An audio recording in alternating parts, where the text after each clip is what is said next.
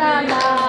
लाले चूड़ा के फूल जगली में भरल पिचकारी काना टीका पर मारे भरल पिचकारी का